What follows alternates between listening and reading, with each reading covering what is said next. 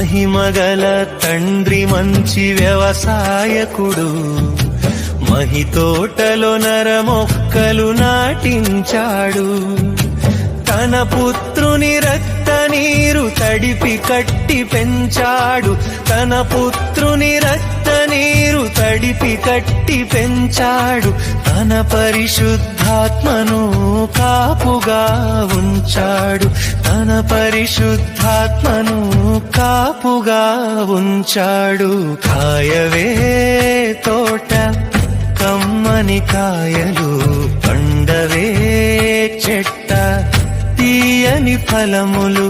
కాయవే తోట కమ్మని కాయలు, పండవే చెట్ట తీయని ఫలములు. Download ShareChat.